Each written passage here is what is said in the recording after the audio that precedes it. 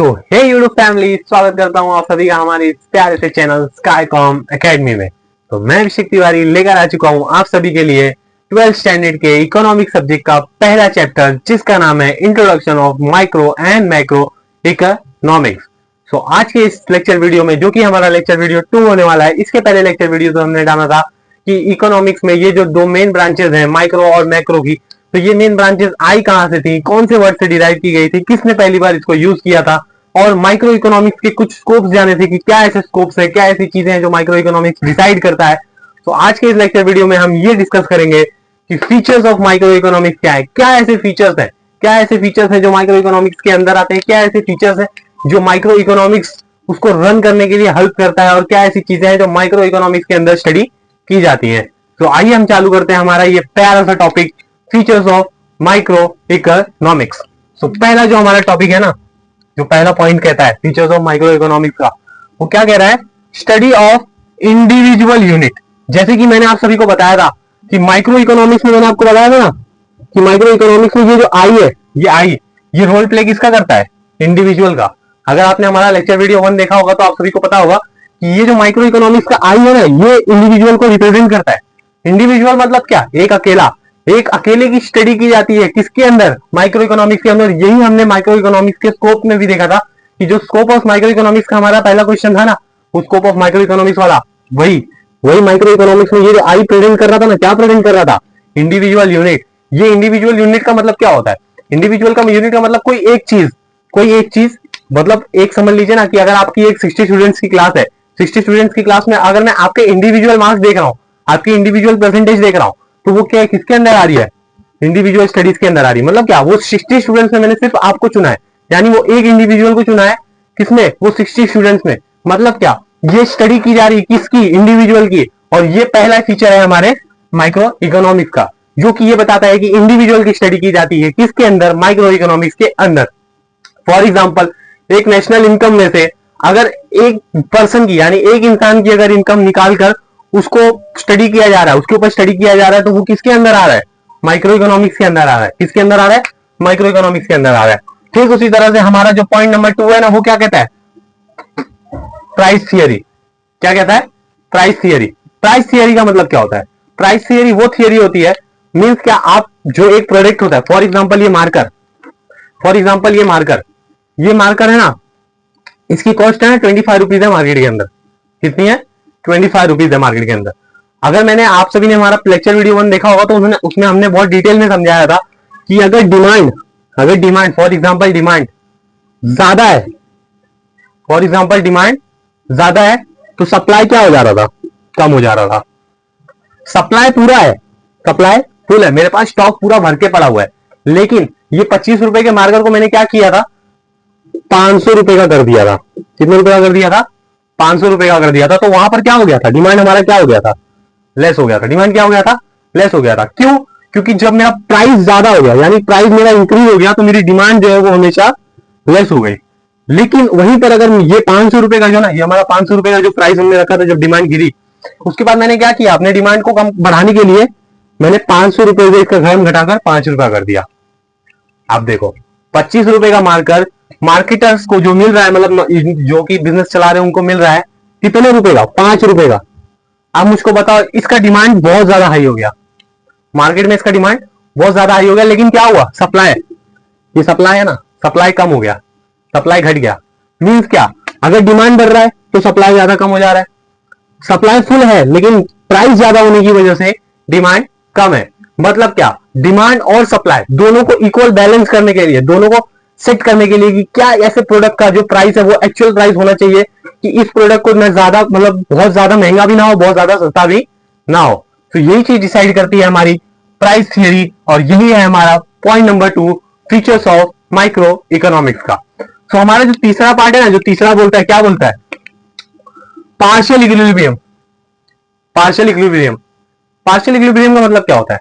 Partial equilibrium मतलब balancing between two factors के बीच में जो बैलेंस बनाकर रखता है ना, ये डिमांड और सप्लाई के बीच में जो ये दोनों चीज थी ना, डिमांड और सप्लाई के बीच में जो बैलेंस बनाकर रख रहा था, उसको ही हम पार्शियल इक्विलिब्रियम कहते हैं। मतलब क्या, दो फैक्टर्स के बीच में जो प्रॉपर एक बैलेंस बनाकर रखेगा ना, उसी को हम पार्शियल इक्विलिब्रियम कहते हैं। मतलब क्या, जो दो फैक्टर होंगे, किसी भी दो फैक्टर्स के बीच में, यानी कि मार्केट के अंदर उसका डिमांड एक नॉर्मल रेट में होना चाहिए। जैसे कि अगर पैसा ज्यादा कम हो जा रहा है तो डिमांड बहुत ज्यादा हाई हो जा रहा है। यानी कि मतलब क्या, आपका पैसा कम हुआ, डिमांड बहुत ज्यादा हो गया। डिमांड आपने बहुत ज्यादा जब कर दिया तो आपका सप्लाई क्या हो जा रहा है, कम हो जा रहा है।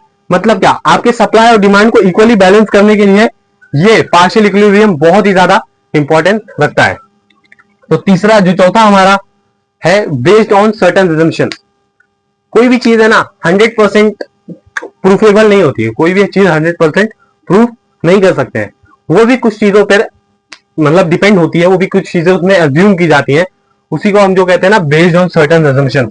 ये माइक्रो इकोनॉमिक्स है ना, ये माइक्रो इकोनॉमिक्स की किस चीजों पर डिपेंड होती है, कोई भी चीजों पर डिपेंड करती है, किसी भी चीजों पर डिपेंड होती है। कुछ ऐसी चीजें हैं जो अज्यूम की जाती है, कुछ ऐसी चीजें जिसमें डिपेंड होती हैं।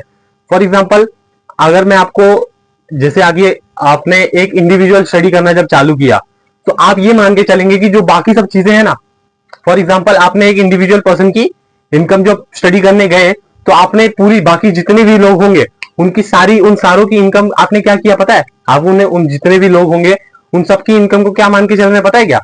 वहां पर आप उन सबकी इनकम को क्या मान के चल रहे हैं? कांस्टेंट मान के चल रहे हैं। मतलब क्या, कुछ ऐसी अजम्पशन होंगी जो कि एक इंडिविजुअल स्टडीज को आप कर रहे हैं, तो वो खाली इंडिविजुअल स्टडीज पर ही फोकस होगा, बाकी सब चीजें क्या होंगी? कांस्टेंट होंगी। मींस क्या, आप जितनी भी अदर्स थिंग को क्या करेंगे? कांस्टेंट मान के चलेंगे। तो इसी में होता है जो पांचवा हमारा टॉपिक है, वो स्लाइसिंग मेथड। बहुत इंपॉर्टेंट है। स्लाइसिंग मेथड मतलब क्या होगा? फॉर एग्जाम्पल, ये मार्कर है ना, ये मार्कर किन किन चीजों से मिलकर बना है? ये मार्कर किन किन चीजों से मिलकर बना है? फर्स्ट ऑफ ऑल ये ढक्कन, फिर इसके अंदर जो प्लास्टिक लगा हुआ होगा, यानी कि ये निप, उसके बाद ये ढक्कन, ये प्लास्टिक की बॉडी अंदर जो इसके अंदर रिफिल होगी वो। सो इसके अंदर जो भी चीजें हैं, अगर मैं उनको एक एक इंडिविजुअल निकाल कर अगर उसकी स्टडी करूं, मतलब क्या, एक समझ लो ना कि आप एक सेब का एग्जांपल ले सकते हो। आप एक सेब की अगर स्टडी करने जाओगे ना, तो वो पूरा मतलब पूरे सेब की स्टडी जब करने जाओगे तो वो स्लाइसिंग मेथड में नहीं आएगा। लेकिन जब आप उस सेब की स्लाइसिंग करोगे, कट करोगे, तो उसका एक स्लाइस जो होगा ना, अगर आप उन्हें एक स्लाइस पर अगर आप स्टडी करना चालू कर रहे हैं, तो वो किसके अंदर आएगा? स्लाइसिंग मेथड के। यानी मतलब क्या, एक पूरी नेशनल इनकम से अगर मैं एक पर्सन की इनकम निकालकर उसकी स्टडी कर रहा हूं, एक पर्सन की इनकम निकालकर उसकी स्टडी कर रहा हूं, तो उसको हम क्या कहते हैं? Slicing method. मींस क्या, स्लाइस कर यानी अलग कर तोड़ कर अगर मैंने उसकी स्टडी की है, उसको डिटेल में पढ़ा है, तो उसका मतलब क्या होता है? Slicing method. और आगे बढ़ते हैं हमारे नेक्स्ट पॉइंट पे, जिसका नाम है use of marginalism principal. Means क्या, मार्जिनलिज्म प्रिंसिपल का मतलब क्या होता है? मार्जिनलिज्म प्रिंसिपल का मतलब ये होता है कि कोई भी एडिशनल यूनिट, सबसे पहली बात तो ये जो मार्जिनलिज्म है ना, ये मार्जिनलिज्म, ये ना एक की टूल है, ये एक की टूल है हमारे माइक्रो इकोनॉमिक्स के अंदर। ये मार्जिनलिज्म मतलब एक की टूल होता है। और ये इसका मार्जिनलिज्म प्रिंसिपल का मतलब ये होता है कि कोई भी एडिशनल यूनिट, फॉर एग्जांपल अगर आप 2 घंटा दिन में मोबाइल चला रहे हैं, ठीक है, मैं ये चीज मानता हूं कि आप 2 घंटा मोबाइल दिन में चला रहे हैं, पर सडनली आपके दिमाग में ऐसा आया कि नहीं यार, एग्जाम आने वाले हैं, हमको पढ़ाई करने का है, तो आपने 2 घंटे के अलावा छोड़ के आपने 1 घंटा मोबाइल चलाने लगा, और वो 1 घंटे जो आपने मोबाइल में वेस्ट कर रहे थे, वो 1 घंटा आपने अपनी स्टडीज में लगाया। सो जो कि आपके पहले के जो रिजल्ट होंगे जब आप 2 घंटे फोन यूज कर रहे थे, और अब के जो रिजल्ट जब आप 1 घंटे फोन यूज कर रहे हो, सो इन दोनों के बीच में जो ये आएगा ना, चेंजेस आएंगे ना, वही चेंजेस यूज किए किसमें ही किए जाते हैं? मार्जिनलिज्म में। और ये ना बहुत सारे जो रिटेलर्स होते हैं, बहुत सारे शॉपकीपर्स होते हैं ना, वो अपने बिजनेस में इसको बहुत ज्यादा यूज करते हैं।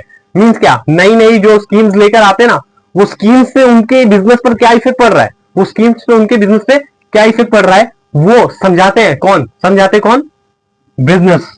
एक बिजनेसमैन ये चेक करता है कि नई स्कीम लाने से हमारे बिजनेस में क्या इफेक्ट पड़ रहा है, और वही इफेक्ट को हम क्या कहते हैं? Use of marginalism principle. So हमारा नेक्स्ट टॉपिक है analysis of market structure. Market structure का मतलब क्या होता है? कुछ मार्केट में भी ना कुछ मोनोपोलिस चलती हैं, कुछ ओलिगोपोलिस चलती हैं, मोनोपोलिस्टिक कंपटीशन होता है। मतलब क्या होता है इसका? मोनोपोली का मतलब ना एक सिंगल सेलर होगा। एक आपने कभी ऐसा देखा होगा ना कि अगर सपोज दैट अगर आप कोई रूरल एरिया में रह रहे हैं, तो रूरल एरिया में क्या होता है, रूरल एरिया में क्या होता है, जैसे आपको कोई वाईफाई देने वाला कनेक्शन, वाईफाई कनेक्शन देने वाला कोई बंदा होगा, तो वहां पर क्या होता है, वो सिर्फ एक ही बंदा आपके पूरे एरिया में, मतलब उसका जो 2-4 एरिया का जो एरिया लगता रहेगा, उसके अंदर सिर्फ वही वाईफाई दे सकता है, दूसरा कोई नहीं दे सकता है। मतलब क्या, इसका मतलब मोनोपोली होता है। और आप इसका एक एग्जांपल और सकते हैं, इंडियन रेलवे, डिफेंस, ये सब कौन हैंडल करता है? ये सबको आप हैंडल कर सकते हैं क्या? नहीं। स्टेट गवर्नमेंट हैंडल कर सकती है क्या? नहीं। यहां पर सिर्फ और सिर्फ जो कि मेन गवर्नमेंट हमारी दिल्ली में बैठती है वही हैंडल कर सकती है डिफेंस सिस्टम को, रेलवे जो भी है, ये सबको सिर्फ गवर्नमेंट ही हैंडल करती है। और जो ऑलिगोपोलीज होती है ना, ऑलिगोपोलीज, यहां पर ना बहुत सारे लोग मतलब बहुत सारा बिजनेस चलाते हैं, लेकिन वो एक दूसरे के साथ ना कॉर्पोरेट भी करते हैं। ठीक है, तो ये आता है हमारे एनालिसिस ऑफ मार्केट स्ट्रक्चर में, और इसको हम डिटेल में भी पढ़ेंगे हमारे तीसरे चैप्टर जिसका नाम है डिमांड एनालिटिक्स। वहां पर भी ना हम इसको एनालिसिस स्ट्रक्चर को ना बहुत ही डिटेल में जानने वाले हैं। तो तब तक के लिए आप इतना समझ के रखिए कि मोनोपोली जो होती है वो एक सिंगल सेलर होता है। मोनोपोलिस्टिक कंपटीशन की मतलब भी वही होता है, लेकिन वहां पर डिफरेंट वेराइटीज ऑफ बिजनेस चलाए जाते हैं। फिर हमारा जो लास्ट टॉपिक है जो कि है लिमिटेड स्कोप। देखो माइक्रो इकोनॉमिक्स में क्या होता है पता है, इंडिविजुअल स्टडीज होती है। मीन्स क्या, ये बहुत छोटा पार्ट होता है, मतलब इकोनॉमिक्स का बहुत छोटा पार्ट होता है जो कि माइक्रो इकोनॉमिक्स होते हैं। तो माइक्रो इकोनॉमिक्स में क्या होता है ना, स्कोप्स बहुत ज्यादा लिमिटेड होते हैं। यहाँ पर आपको ना बहुत बड़ी बड़ी अपॉर्चुनिटीज नहीं है, यहाँ पर आपको छोटी जगह पर ही ये मिलेगा। मीन्स क्या, यहाँ पर जो स्कोप होगा ना वो बहुत ज्यादा लिमिटेड होगा, बहुत ज्यादा एक्सपांड नहीं किया जाएगा। तो आइए देखते हैं कि जो भी हमारा अभी तक हमने जो भी पॉइंट्स कवर किए हैं, क्या वो पॉइंट्स सब दिए गए हैं लाइन से या और कुछ उसमें चेंजेस हैं, तो हम वो चीज स्टडी करते हैं। तो आप सभी को यहाँ पर ये एक स्क्रीन विजिबल होती होगी। तो हमारा जो पहला पॉइंट था ना, स्टडी ऑफ इंडिविजुअल यूनिट, उसके अंदर क्या लिखा है देखिए, micro economics is the study of behaviour of small individual economic units like individual firm, individual price, individual house hold. मतलब क्या, एक इंडिविजुअल प्राइस, एक इंडिविजुअल हाउस होल्ड, एक इंडिविजुअल फर्म, ये जितनी भी चीजें इंडिविजुअल की होती हैं वो सब स्टडी की जाती है हमारे इंडिविजुअल यूनिट में। तो दूसरा जो है वो लिखा है, micro economics deals with the determination of price of goods and services as well as the factor of production, hence it's known as price theory. मतलब क्या, प्राइस थियरी इसीलिए जानी जाती है क्योंकि यहाँ पर डिटर्मिनेशन का मतलब होता है कि उसको फॉर्म करना, उसका डिटर्मिनेशन मतलब उसकी प्राइस जो एक्चुअल प्राइस होगी वो निकालना। और तीसरा जो हमारा पार्शियल इक्विलिब्रियम है, equilibrium is a balance between two factor. मैंने आप सभी को बताया कि इक्विलिब्रियम दो फैक्टर्स में जो कि होता है बैलेंस किया जाता है। Is the balance between two factor. Micro economics deals with the partial equilibrium. Micro economics हमेशा पार्शियल इक्विलिब्रियम में डील करता है, which analysis equilibrium position of the economic unit. Example, individual consumer, individual firm, individual industry etcetera. It isolates unit other force studies equilibrium independently. तो हमारा जो चौथा point था, based on certain assumptions, वो है micro economics being the fundamental assumption।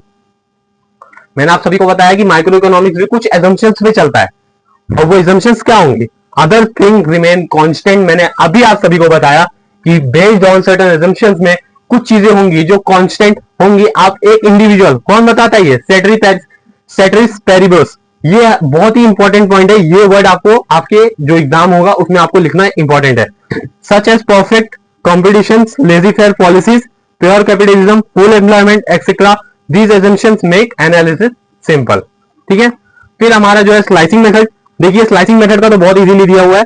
Micro economics use the slicing method. Micro economics क्या use कर रहा है, स्लाइसिंग मेथड। इट स्प्लिट्स और डिवाइड, स्प्लिट्स का मतलब होता है डिवाइड करना, अलग अलग पार्ट्स में डिवाइड करना, into the small individual unit, then the study of each unit separately in detail। मैंने आप सभी को बताया कि ये जो होता है ना कि एक उसमें आगे देखिए आप लिखा भी हुआ है, for example study of individual income out of national income. मैंने इसका एग्जांपल आप सभी को अभी दिया था कि एक इंडिविजुअल की जो इनकम होगी आउट ऑफ नेशनल इनकम, जो नेशनल इनकम में से अगर एक इंडिविजुअल की यूनिट की जो हम इनकम की स्टडी करते हैं उसका ही मतलब होता है हमारा स्लाइसिंग मेथड। तो आगे बढ़ते हैं हमारे नेक्स्ट टॉपिक पे जिसका नाम है यूज ऑफ मार्जिनलिज्म प्रिंसिपल। ये हमारा नेक्स्ट पॉइंट जो सिक्स्थ है, यूज ऑफ मार्जिनलिज्म प्रिंसिपल। ये क्या कहता है, the concept of marginalism is the key tool of micro economics. मैंने अभी बोला कि ये क्या है, माइक्रो इकोनॉमिक्स का की टूल है।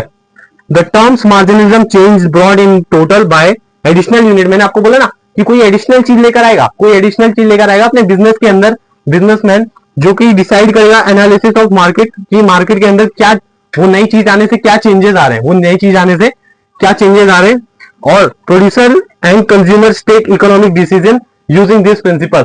जो प्रोड्यूसर्स होते हैं ना, जो कंज्यूमर्स होते हैं, वो यहाँ पे ना इस प्रिंसिपल को यूज करते हैं, नई नई चीजें लेकर आते हैं, उससे देखते हैं कि क्या चेंजेस आ रहा है। ठीक है, तो हमारा नेक्स्ट टॉपिक है, सॉरी नेक्स्ट पॉइंट है analysis of market structure. Market structure को ना एनालाइज करता है, क्या करता है, एनालाइज करता है। Economic analysis different market structure such as the perfect competition, monopolistic और ऑलिगोपोली। जैसे कि मैंने आप सभी को बताया कि मोनोपोली का मतलब सिंगल सेलर। ये एनालिसिस ऑफ स्ट्रक्चर हम नेक्स्ट जो आने वाले चैप्टर है जिससे 3 है उसमें हम पढ़ेंगे। तो अभी के लिए आपको इतना जानना, इतनी जानकारी ठीक है। फिर हमारा जो 8th पॉइंट है, last point, limited scope. This scope of micro economics is limited only to individual unit. ठीक है, यहाँ पर इंडिविजुअल यूनिट है, इसी के लिए यहाँ पर ये स्कोप से ना बहुत लिमिटेड होते हैं। It doesn't deals with the nation wide economic problem. Means क्या, यहाँ पर कोई नेशनल जो प्रॉब्लम होती है, जो हमारे पूरे नेशंस के लिए इफेक्टफुल होती है, वहां पर ये चीजें एप्लीकेबल नहीं है। For example disinflation, balance of payment, poverty, unemployment, ये सब चीजों में ना ये जितनी भी चीजें हैं, अनएम्प्लॉयमेंट, पॉवर्टी, ये सब में ना ये माइक्रो इकोनॉमिक्स नहीं आता है। यहां पर सिर्फ और सिर्फ माइक्रो इकोनॉमिक्स के जो फीचर्स होंगे वही आएंगे, माइक्रो इकोनॉमिक्स के नहीं आएंगे। तो ये कुछ फीचर्स थे हमारे माइक्रो इकोनॉमिक्स के। तो उम्मीद करता हूं कि आप सभी को ये समझ में आया होगा। तो मिलते हैं आप सभी को नेक्स्ट लेक्चर में, तब तक के लिए जय हिंद, जय भारत।